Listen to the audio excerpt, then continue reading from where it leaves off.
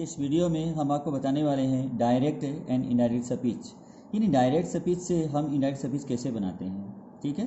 प्रत्यक्ष से अप्रत्यक्ष भाषण कैसे बनाते हैं, ठीक है। तो देखिए, सीता ने कहा Gita must go home at once. Sita ने कहा कि गीता को अवश्य ही तुरंत घर जाना चाहिए, ठीक है ना। अवश्य ही जाना चाहिए और एट वंस का अर्थ है तुरंत, ठीक है ना। तुरंत ही घर जाना चाहिए, ये हुआ। तो इसमें क्या है कि इसमें प्रेजेंट की अनिवार्यता है, इसमें प्रेजेंट नेसेसिटी है, इसमें वर्तमान की अनिवार्यता इसमें दिखाई गई है। तो हम इसको मस्ट जो है इसको हम हैड टू में चेंज कर सकते हैं। देखिए, तो सबसे पहले हमें यहाँ से लिखना होगा कि सीता शेड के बाद में ऑब्जेक्ट इसका यहाँ दिया हुआ नहीं है, तो हम यहाँ ऑब्जेक्ट नहीं लगाएंगे, ठीक है।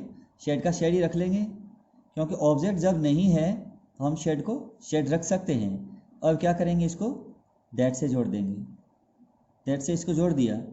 सीता सेड दैट, सीता ने कहा कि अब ये गीता है तो नाम ही होगा ना, तो नाम को नाम के अनुसार लिख दीजिए गीता।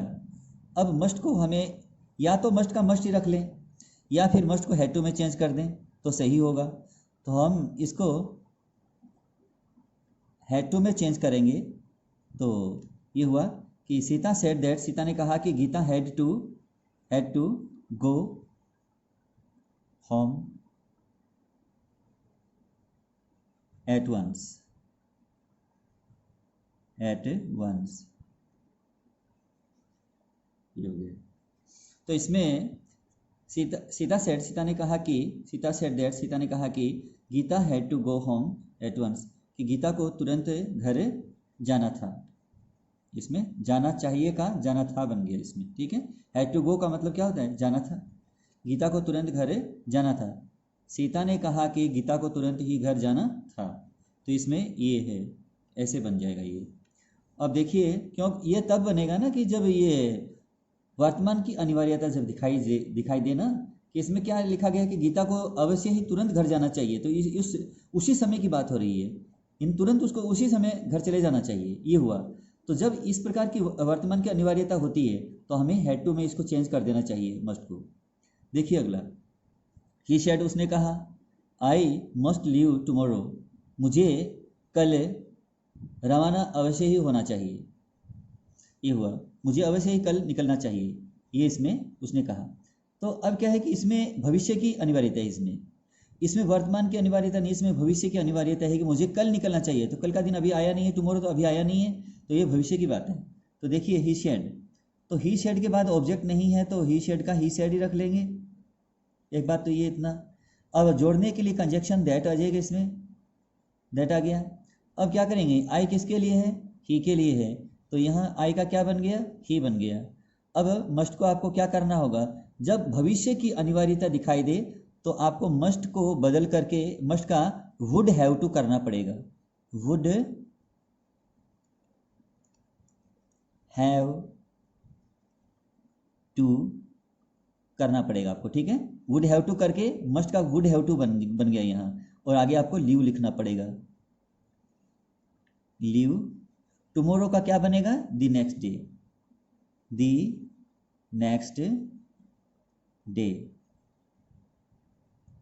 नेक्स्ट डे हो गया। द नेक्स्ट डे आता है तो द फॉलोइंग डे हो जाएगा। नेक्स्ट का क्या बनता है, द फॉलोइंग बनता है। लास्ट का क्या बनता है, द प्रीवियस बनता है, ठीक है ना। तो इस प्रकार से आपको यस्टरडे का क्या बनता है, द प्रीवियस डे बनता है। तो इस प्रकार से आपको इन चीज़ों का ध्यान रखना पड़ेगा, ये समय में परिवर्तन वाले शब्दों में आपको जानकारी मिल जाएगी।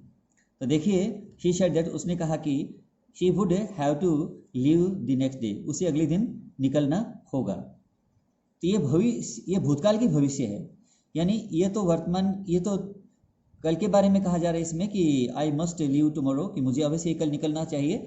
तो इसमें भविष्य की अनिवार्यता है। ऐसे में भविष्य की अनिवार्यता जब दिखाई दे तो वुड हैव टू में इसको चेंज करना पड़ेगा, अन्यथा हम इसको हैड टू में चेंज कर सकते थे, लेकिन ये हैड टू में चेंज नहीं होगा, ये भविष्य की अनिवार्यता इसमें, इसलिए इसमें वुड हैव टू किया गया है। ये आपको ध्यान में रखना होगा। देखिए अगला, टीचर, टीचर टीचर ने कहा, क्या कहा है, टीचर ने क्या कहा है, आगे इसमें लिखा गया है कि मे यू लिव लॉन्ग, आपकी उम्र लंबी हो।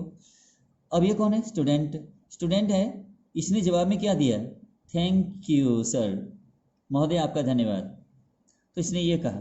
तो देखिए अब क्या करेंगे, इसका जब हम इंडायरेक्टिव स्पीच में चेंज करेंगे तो सबसे पहले टीचर जो है इसके आगे हम लगाएंगे दी टीचर, इसको हम दी टीचर लिखेंगे, दी टीचर, दी टीचर। अब टीचर ने क्या दिया, विद्यार्थी को आशीर्वाद दिया कि आपकी उम्र लंबी हो, है ना। तो इसमें क्या लिखेंगे, ब्लेस्ड, टीचर, दी टीचर ब्लेस्ड। ब्लेस्ड किसको दिया, स्टूडेंट, सीधा तो लिखा जाएगा नहीं, दी स्टूडेंट करना पड़ेगा, ब्लेस्ड दी स्टूडेंट, ये हुआ। अब क्या करना है, अब साधारण वाक्य की तरह इसको दैट लिखना है, कंजक्शन यहाँ दैट लगा करके। अब यू को, यू कौन है, स्टूडेंट है, तो क्या करेंगे, ही कर देंगे, यहाँ क्या कर देंगे, इसका ही बन जाएगा, तो ही हो गया।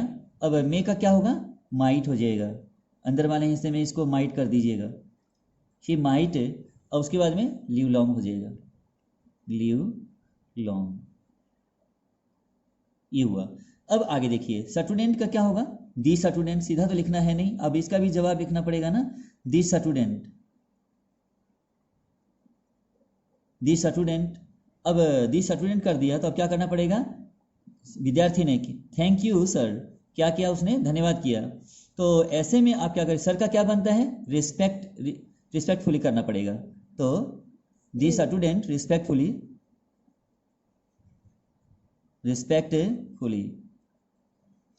रिस्पेक्टफुली कर दिया इसका। अब उसके बाद में क्या करना है, अब इसमें थैंक यू लिखा है ना, तो क्या दिया उसने, धन्यवाद दिया ना, तो थैंक्ड कर दो, THANKED, थैंक्ड, धन्यवाद दिया, किसको दिया, अध्यापक को दिया ना, थैंक्ड दी टीचर कर दीजिएगा यहाँ, दी, थैंक्ड दी टीचर, ये कंप्लीट हुआ वाक्य। दी स्टूडेंट रिस्पेक्टफुली थैंक दी टीचर, विद्यार्थी ने आदर पूर्वक, प्रार्थना पूर्वक अध्यापक को धन्यवाद दिया, ये हो गया इसका।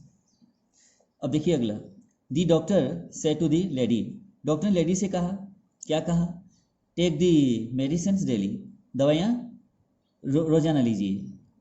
तो डॉक्टर ने क्या दिया, धमकी दिया क्या, नहीं, उसने सलाह दिया है, दी डॉक्टर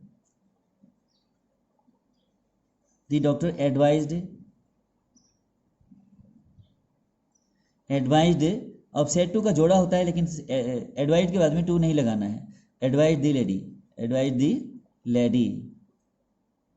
अब इस सेंटेंस के अंदर जो है इन्वर्टेड कोमा को हटाएंगे तो सीधा वर्ब है टेक, तो इसको जोड़ा जाएगा टू से, टू टेक करना पड़ेगा, to take the medicines,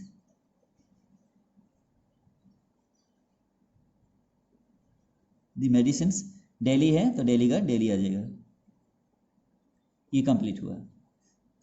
the doctor advise the lady to take the medicines daily, doctor ने महिला को रोजाना दवाइयाँ लेने के लिए सलाह दिया, कंप्लीट। देखिए अगला, शी सेड टू हर सन, उसने अपने पुत्र से कहा, why do you ask this, तुम ये क्यों पूछते हो। तो सेड टू को ये प्रश्नवाचक है, इसलिए आस्कट करना पड़ेगा, ठीक है। तो शी आस्कट हर सन, शी आस्कट हर सन, उसने अपने पुत्र से पूछा, वाई, अब वाई कर दिया, अब यू को बदलते हैं सन के अनुसार, सन कौन है, ही है, वाई ही, अब ये प्रेजेंट डेफिनेट है को पास्ट डेफिनेट में बदलते हैं, आज का क्या होगा, आस्कट हो जाएगा, दिस का क्या होगा, दैट हो जाएगा, THAT दैट, बस इतना ही इसका। तो सी आस्कट हर सन, उसने अपने पुत्र से पूछा, वाई ही आस्कट दैट, उसने उसे क्यों पूछा, उसने यह क्यों पूछा या वह क्यों पूछा, ये हुआ। तो आगे देखिए, ही सेड, उसने कहा, डू नॉट वरी, चिंता मत करो, माय सन, मेरे पुत्र, उसने कहा मेरे पुत्र चिंता मत करो, उसने क्या दिया, धमकी दिया, डराया क्या, नहीं, उसने साहस दिया, हिम्मत दिया उसको। तो ऐसे में आपको पूरा ये इसकी जो भावना है, जो सेंस है वाक्य की, वो समझना पड़ेगा। ही एनकरेज्ड,